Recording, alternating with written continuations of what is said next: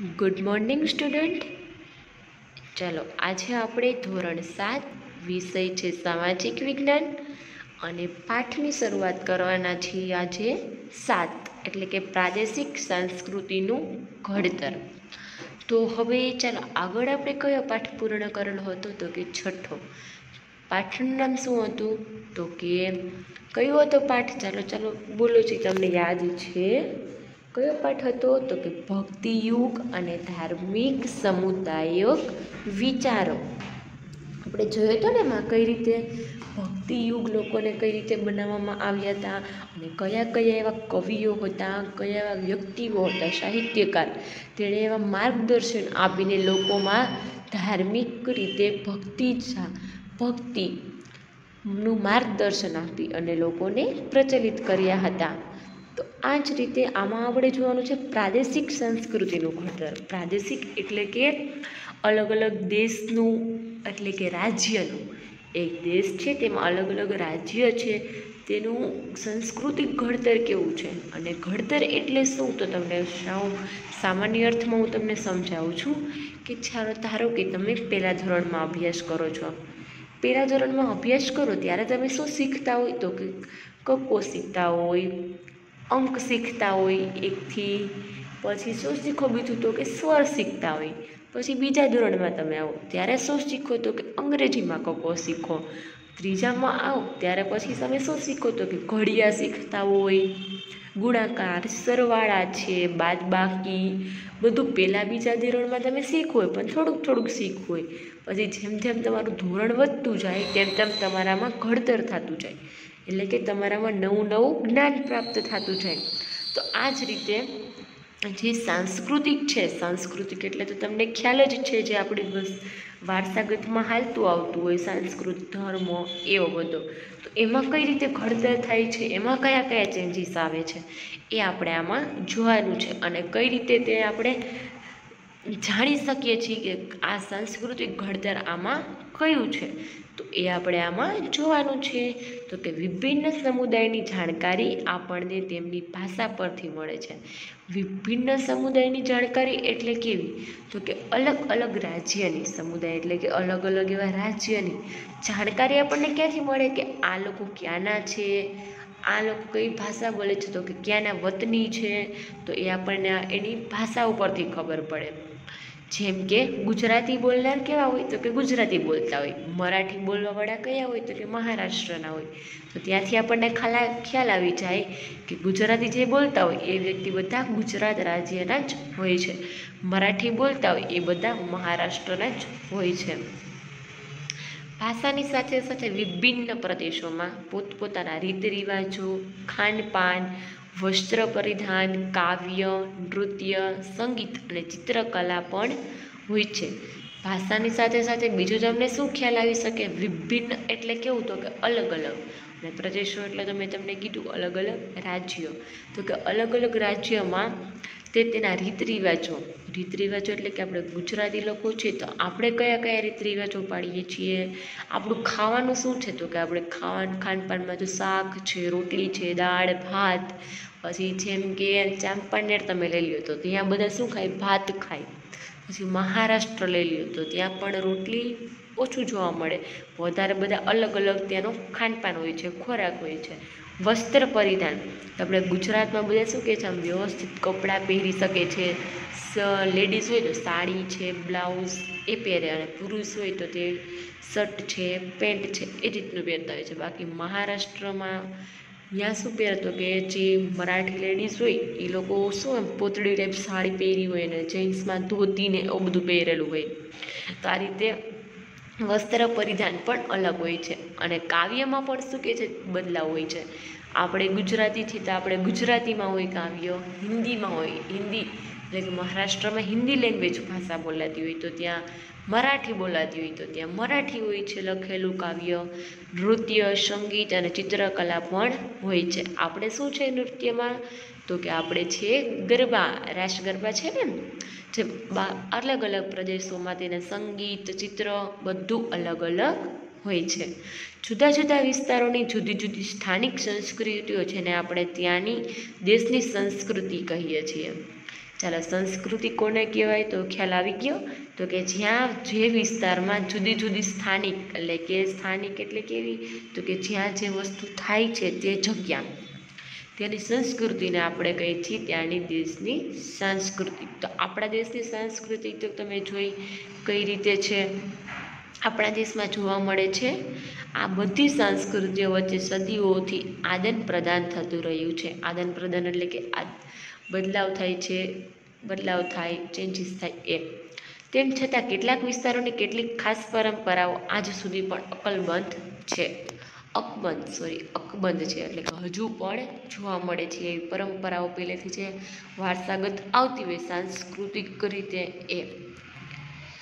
ભારતમાં પ્રાંતીય ભાષાઓનો વિકાસ. તો ચાલો આપણે ભારતમાં પ્રાંતીય એટલે કે શરૂઆતમાં ભાષાઓનો વિકાસ કઈ રીતે થયો એ જોવાનું છે. આમાં 9મી સદીમાં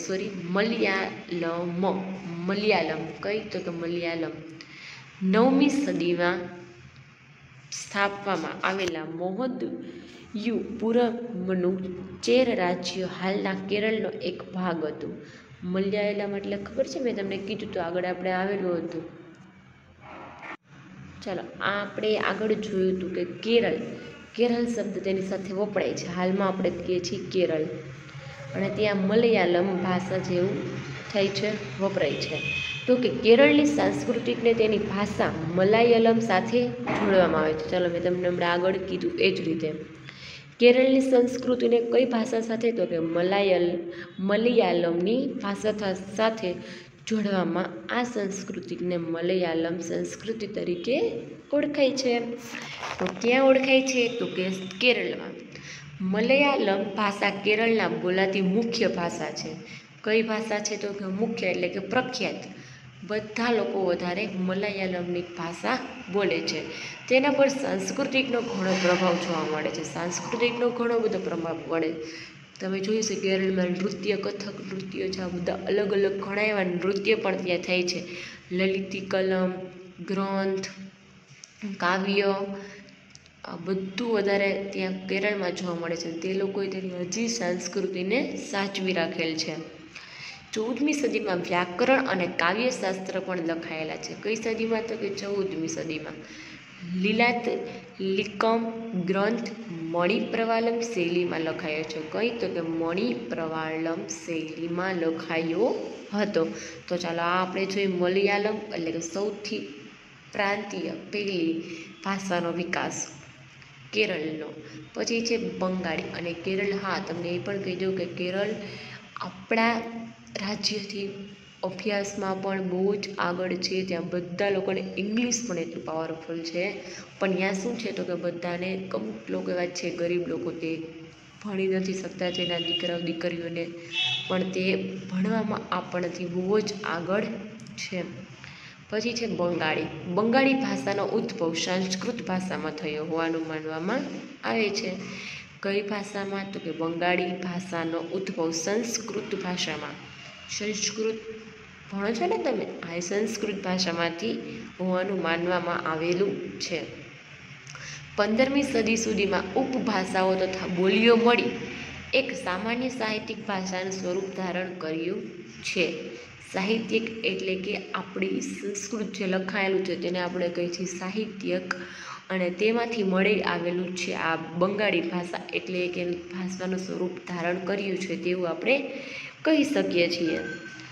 અને પશ્ચિમ બંગાળની બોલચાલની ભાષા બની ગઈ છે. એટલે કે જે પશ્ચિમ બંગાળ વિસ્તાર છે ત્યાં તે આ સંસ્કૃત ભાષા એક બંગાળની ભાષા તરીકે બોલચાલવા માંડ્યા છે. ત્યાં લોકો બધે શું બોલે, તો કે સંસ્કૃતમાં બોલતા હોય છે. એવી ભાષા ત્યાં પ્રખ્યાત બની ગઈ છે. આપણી મળેલી હતી સાહિત્યમાંથી, પણ તે માનવામાં એવું આવેલું છે કે બંગાળી ભાષા એ સંસ્કૃતની જ છે. એટલે ત્યાંના લોકો પણ એ જ રીતે સંસ્કૃત ભાષા જ બોલે છે. ચાલો, સંસ્કૃત ન આવડતું હોય તો તમે આ શીખી આવજો. જવું છે ને પશ્ચિમ બંગાળમાં સંસ્કૃત શીખવા, લાગતું હશે અઘરું, લાગે ને સંસ્કૃત? કેવા બધા વર્ડ્સ જ અલગ અલગ હોય નહીં, લાગે છે એવું? હા, તો આપણે જવાનું પશ્ચિમ બંગાળવાળા લોકો પાસે જઈને શું કહેવાનું કે મને બંગાળી ભાષા શીખડાવો. ના, એવું આપણે કરવું નથી. આપણે શું કરવું છે તો કે આપણે શીખડાવે મેડમ એમાંથી જ શીખી લેવાનું. ઓકે, કંઈ સંસ્કૃત પશ્ચિમ બંગાળમાં બોલવા જવાતું નથી. હા, વળી તમે કહેશો કે મેડમે કીધું છે ચાલો આપણે જઈએ બોલવા. ના, એવું ન કરતા. ચાલો પછી જોઈએ કે જનજાતીય ભાષાઓ પશ્ચિમિયન એટલે કે ફારસી કઈ ભાષા છે? જનજાતીય લોકો, જનજાતીય ભાષાઓ એટલે કે બીજા જે આદિવાસી છે એ લોકોને આપણે જનજાતીય કહીએ છીએ, એ લોકો ફારસી ભાષા. અને ભારતમાં અંગ્રેજી શાસનની શરૂઆત બંગાળથી થતાં યુરોપિયન ભાષાઓ અને બંગાળી ભાષા પર પ્રભાવ જોવા મળે છે. ફારસી ભાષા અને ભારતના અંગ્રેજ શાસનની શરૂઆત. ભારતમાં અંગ્રેજ શાસન હતું ત્યાંની શરૂઆત, અને જે ફારસી ભાષાની હતું ત્યારથી જ બંગાળથી થતા યુરોપિયન ભાષાઓનો બંગાળી ભાષા પર પ્રભાવ પડે છે. પ્રારંભિક બંગાળી સાહિત્ય એ 2 ભાગમાં વહેંચી છે. કઈ? તો કે 2 ભાગમાં. કઈ કઈ છે? તો કે સાંસ્કૃતિક પ્રભાવિત અને સ્વતંત્ર. સ્વતંત્ર એટલે કે કેવું? તો કે છૂટછાટવાળું. પ્રથમ ભાગમાં સંસ્કૃત મહાકાવ્યનો અનુવાદ અને બીજા ભાગમાં નાથ સાહિત્યનો સમાવેશ થાય છે. ચાલો આમાં તમે 2 જોઈ શકો છો, સંસ્કૃત અને નાથ. 2 ભાગમાં સમાવેશ અલગ અલગ કરવામાં આવેલો છે, 2 લેંગ્વેજ એટલે કે ભાષામાં. તો ચાલો આપણે જોઈએ બંગાળી. હવે આવે છે ચાલો આપણું ગુજરાતી આવે છે. ચાલો આ જોઈને તો તમને આમ આનંદ થયો છે ને, આપણું ગુજરાત આવ્યું. તો ચાલો હવે જોઈએ આપણે તો કે ગુજરાતમાં શું છે તો કે ભારત અને ભાષાઓ અને બોલીઓ સાથે સંકળાયેલું રાષ્ટ્ર છે. ભારત અને ભાષાઓ સાથે બોલીઓ સાથે સંકળાયેલું આપણું રાષ્ટ્ર છે ગુજરાત. પ્રાચીન કાળે ભારતમાં સંસ્કૃત, પ્રાકૃત, તમિલ જેવી ભાષાઓનું ચલણ હતું. કેવું પ્રાચીન સમયમાં હતું તો કે સંસ્કૃત છે, તમિલ છે, પ્રાકૃત એવી અલગ અલગ ભાષાઓનું ચલણ એટલે કે પૈસા નહીં વપરાતી હતી. એવી વપરાતી એટલે કે કેવી રીતના તો કે બોલી એવી બોલાતી હતી, એમ ભાષા બોલાતી હતી. સામાન્ય ભાષામાં કહીએ આપણે. સમય છતાં તેમાંથી અનેક પ્રાદેશિક ભાષાઓનો વિકાસ થયો. ચલો આપણે આગળ જોયું હતું કે ઘડતર આપણે પાઠનું નામ આપેલું છે ઘડતર. એવું તો કે આ જ બધી ભાષાઓ છે તેમાં વિકાસ થતો ગયો. અલગ અલગ આ 3 શરૂઆત થઈ ગઈ તો કે 3માંથી 4 મળી ગઈ, 5, 6, 7, 8, 9, 10 અલગ અલગ બધા રાજ્યમાં અલગ અલગ બોલી બોલાવા લાગી. પ્રાદેશિક રાજ્યોની સ્થાપનાએ પ્રાદેશિક ભાષાઓના વિકાસમાં બળ પૂરું પાડ્યું અને સંસ્કૃતમાંથી તેમજ દક્ષિણ ભારતમાં તમિલમાંથી ઘણી ભાષાઓનો જન્મ થયો. શું થયું તો કે પ્રાદેશિક એટલે કે અલગ અલગ રાજ્યોની સ્થાપનાએ અલગ અલગ જે રાજ્યોની સ્થાપના થઈ તેની બરાબરમાં જ અલગ અલગ ભાષાઓ પણ સ્થાપવા માંડી. તેનું બળ એટલે કે તેનું અલગ અલગ ઉલ્લેખ થવા માંડ્યો કે રાજ્ય જેમ જેમ અલગ પડતા ગયા તેમ ત્યાં લોકો પણ વસવા લાગ્યા, તો તેની ભાષામાં પણ બદલાવ થવા માંડ્યો. જેમ જેટલા રાજ્યો થયા એટલી ભાષાઓ પણ ચેન્જ થવા લાગી. આમાં એવું કહેવા માંગે છે કે અને સંસ્કૃતિમાંથી તેમજ દક્ષિણ ભારતમાં તમિલમાંથી ઘણી ભાષાઓનો જન્મ થયો. હતી ખરેખર કેટલી હતી તો કે સંસ્કૃતિ હતી અને તમિલ હતી, અને આગળ આપણે જોઈ કે મલયાલમ ને એમાંથી ઘણી એવી અલગ અલગ ભાષાઓનો પણ જન્મ થયો. 8મી સદીથી પ્રાદેશિક ભાષાઓનો વિકાસ વેગ આવ્યો અને હિન્દી, ખડી બોલી, અવધી, બંગાળી, ગુજરાતી, મલયાલી, મરાઠી, તેલુગુ અને કન્નડ ભાષાઓ વિકસી. 8મી સદીથી પ્રાદેશિક એટલે કે રાજ્યની ભાષાઓનો વિકાસ વેગ એટલે શું કે વરસવાર લાગી એક ધારી એક વેગ ઉપર જ, એટલે એક પછી આવા જ લાગી તેવી. તો કે કઈ તો કે હિન્દી, ખડી બોલી, અવધી, બંગાળી, ગુજરાતી, મરાઠી, મલયાલી, તેલુગુ, કન્નડ અલગ અલગ ભાષાઓ વિકસાવા લાગી. ઈસવીસન 10મી અને 11મી સદીમાં સંસ્કૃત, પ્રાકૃત, અપભ્રંશમાંથી ગુજરાતી ભાષાનો વિકાસ થયો. ઈસવીસન 10મી અને 11મી સદીમાં સંસ્કૃત અને પ્રાકૃત એવી અપભ્રંશમાંથી એટલે કે આ બંને ભાષાઓમાંથી એક કઈ ભાષા બની ગઈ તો કે ગુજરાતી ભાષાનો વિકાસ થયો. ગુજરાતી ભાષાનો વિકાસ થયો. કઈ કઈ તો યાદ રાખવી પડશે તમારે. સદી પણ કઈ કઈ છે તો કે ઈસવીસન 10મી અને 11મી સદીમાં સંસ્કૃત અને પ્રાકૃત એવી બંને ભાષામાંથી ગુજરાતી ભાષાનો વિકાસ થયો. અપભ્રંશમાંથી એ યાદ ન રાખો તો ચાલશે. બંને એટલે કે બે ભેગી મળીને. અપભ્રંશ ગુજરાતી ભાષાની જનની છે. અપભ્રંશ શું છે? ગુજરાતી ભાષાની જનની એટલે કે મા તરીકે ઓળખાય છે. જનની એટલે કે મા. આચાર્ય હેમચંદ્રથી અપભ્રંશ ભાષાની શરૂઆત થઈ. ચલો, આવી રીતના પ્રશ્ન પૂછે તો તમારે અપભ્રંશ શબ્દ યાદ રાખવાનો છે. આપણી માતા ગણે છે એટલા માટે. બટ ઓમાં તમે ન રાખો તો યાદ રહી જશે તમને ઇઝીલી. આચાર્ય હેમચંદ્રથી શરૂઆત થઈ છે અપભ્રંશ ભાષાની. સંસ્કૃત, પ્રાકૃત, અપભ્રંશ ભાષા પછી ગુજરાતની ભાષાનો વિકાસ થયો છે. એટલે કે આ ત્રણેય ભેગી થઈ તેમાંથી પછી થઈ ગુજરાત. પહેલાં અપભ્રંશમાંથી ગણાતી હતી એટલે કે આ હવે ત્રણ અલગ અલગ પડી ગઈ અને એમાંથી ગુજરાતી ભાષાનો વિકાસ થયો છે. ગુજરાતી માટીનો જ કહી શકાય તેવો નવો સાહિત્ય યુગ નરસિંહ મહેતાના હાથે વિકસે છે. આપણા ગુજરાતનો સાહિત્ય યુગ કોની સાથેથી વિકસેલો છે તો કે નરસિંહ મહેતાના હાથેથી વિકસેલો છે. આ નવા યુગના સૂત્રધારો તરીકે નરસિંહ મહેતા, એવા અલગ અલગ બીજા મીરાબાઈ, આ બધા આપણે આગળ પણ જોયા હતા. ભાલણ ઉપસી આવે છે. આ બધાના નામ સાંભળી તો આપણને શું કે છે? આમ આપણા રૂવાટા પાસે છે કે ના, ખરેખર આ બધા આપણા દેશ માટે બહુ સાહિત્યકાર સારા હતા. આપણા રાજ્ય માટે, ગુજરાત રાજ્ય માટે, દેશ માટે તો ગણાય જ છે પણ આપણા ગુજરાત રાજ્ય માટે પણ બહુ જ ઉત્સાહ થાય આપણને આ બધું સાંભળી. તો એનો શબ્દ આવ્યો આપણને છે ભાલણ ઉપસી. એટલે કે એ ત્રણેય ભક્તિ સાહિત્યના વિકાસ સાથે ગુજરાતી ભાષાનો વિકાસ કરવામાં આવ્યો છે. આ ત્રણેય ભક્તિ સાહિત્યના વિકાસ સાથે આપણે ગુજરાતી ભાષાનો વિકાસ કર્યો છે. તો આપણે જોઈ કઈ કઈ સંસ્કૃત, પ્રાકૃત અને અપભ્રંશમાંથી એને આપણે કહી શકીએ કે બે ભાષાઓ વચ્ચે પણ અહીંયા આપણે અલગ ભાષા પણ કરી છે તેને, એટલે કે ત્રણ ભાષામાંથી ગુજરાતી ભાષા મળેલી છે. પછી છે નરસિંહ મહેતાએ શામળદાસના વિવાહ, કુંવરબાઈનું મામેરું, હુંડી, સુદામા ચરિત્ર, દાંડલીલા વગેરે કૃતિઓની રચના કરી છે.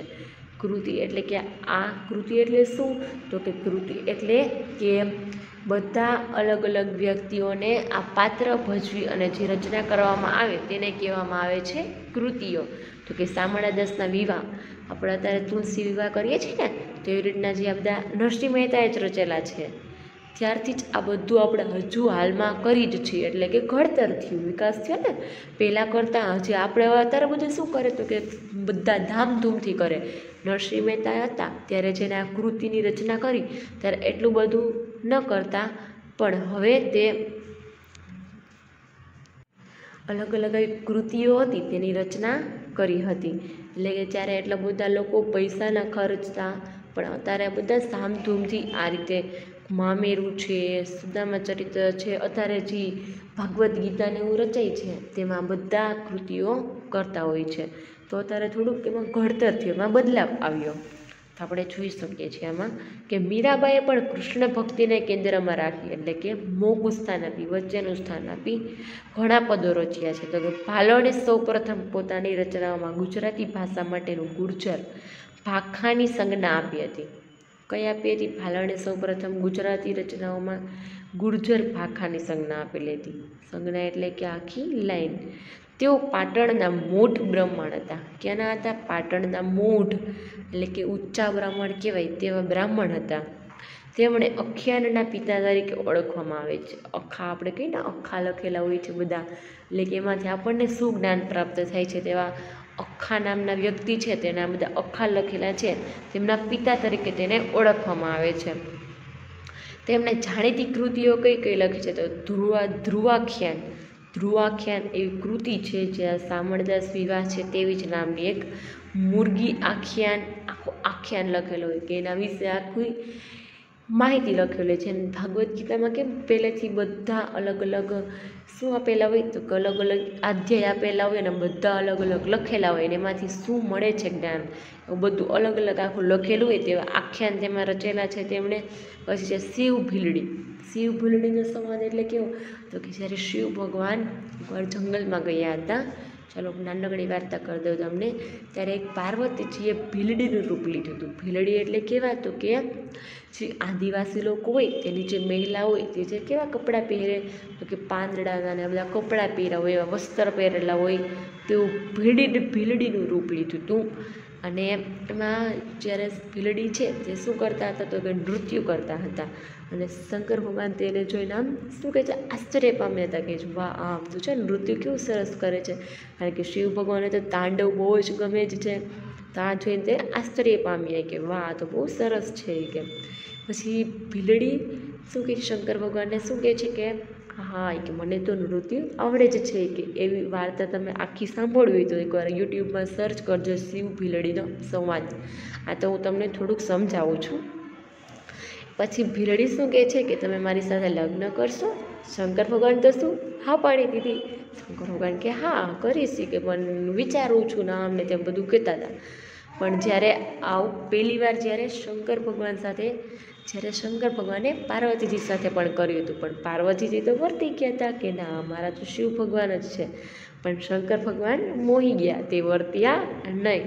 તો આ રીતે આખું એક શિવ ભીલડીનો સંવાદ પણ કોને લખેલો છે, તો કે આ મૂઢ બ્રાહ્મણથી ભાલણ હતા તેણે આખો આ સંવાદ લખેલો છે. તો આ એક બહુ મસ્ત શિવ ભીલડી સંવાદ છે, તે તમારે જોજો એકવાર, બહુ મજા આવશે. અને આવી અલગ અલગ વગેરે સંવાદ સમાવેશ થાય છે આમાં કૃતિઓનો.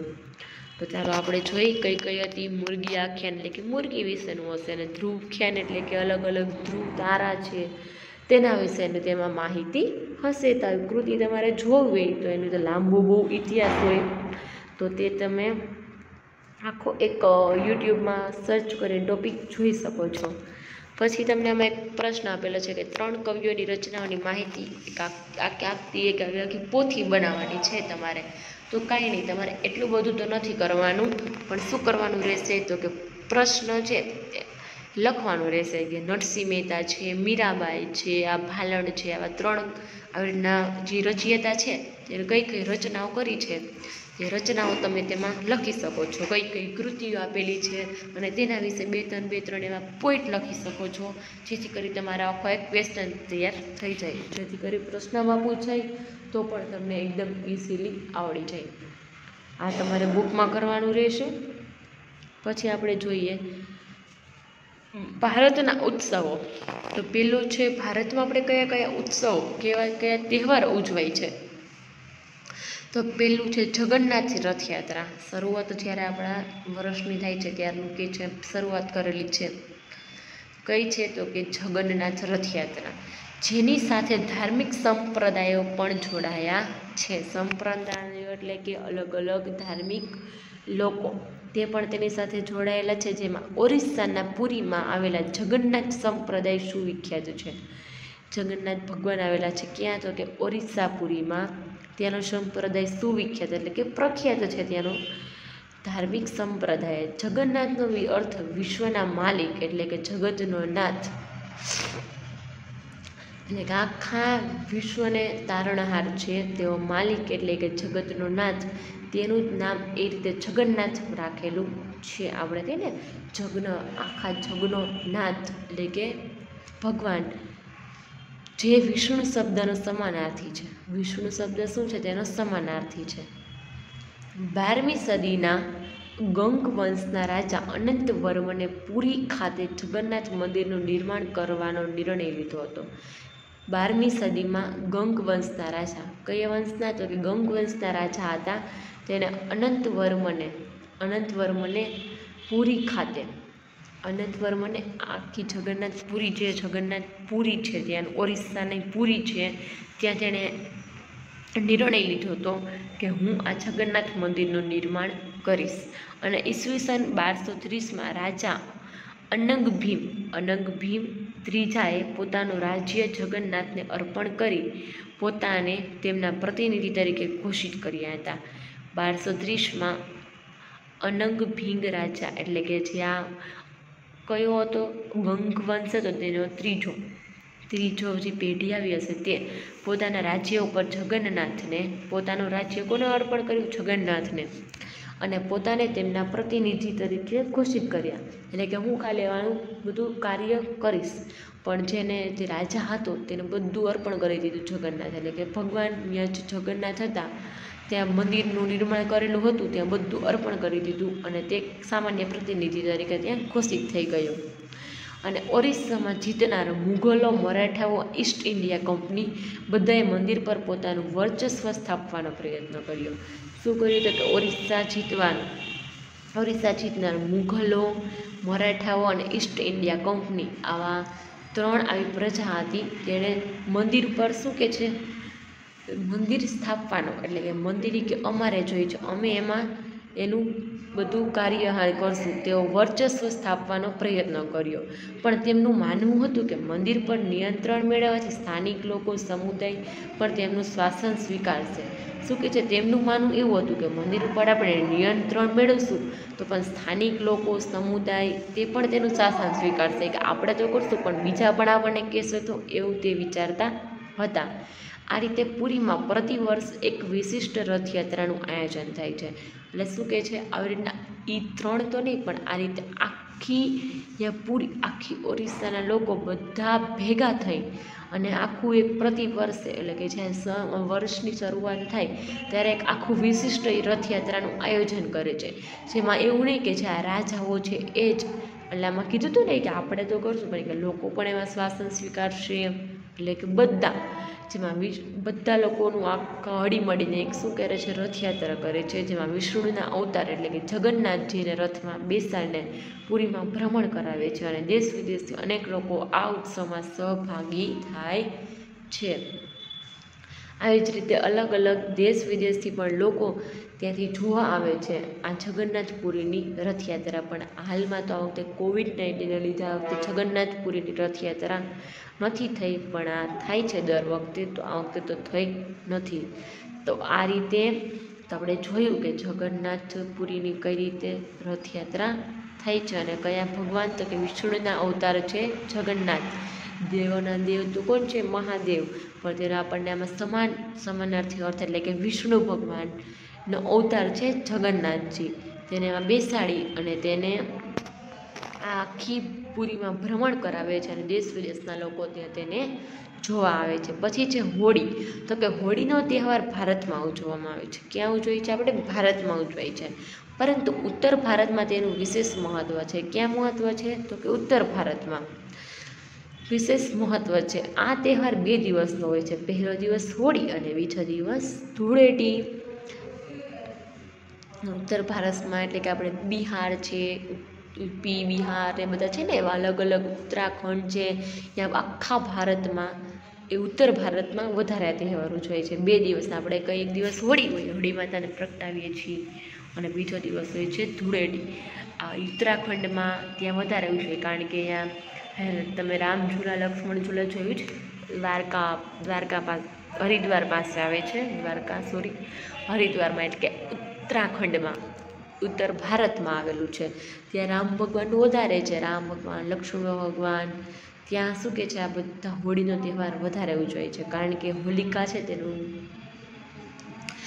પણ ત્યાં વધારે આવી રીતના શું હતું તો કે અલગ અલગ આવા ત્યાં પ્રખ્યાત છે આવા નામો, એટલે ત્યાં તહેવારો વધારે ઉજવાય છે.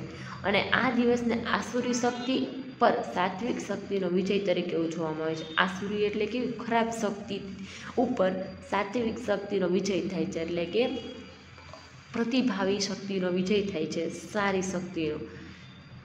અને આ દિવસે સાંજના સમયે હોળીનું પૂજન કરી અને હોળી પ્રગટાવવામાં આવે છે. અને ધૂળેટીના દિવસે એકબીજા પર રંગો છાંટી અને ઉજવણી કરવામાં આવે છે. આ આપણા આખા ભારતમાં ઉજવીએ છીએ ને બધા. શું કરી તો કે આગલા દિવસે જ્યારે હોળી હોય ત્યારે હોળી દહન થાય છે.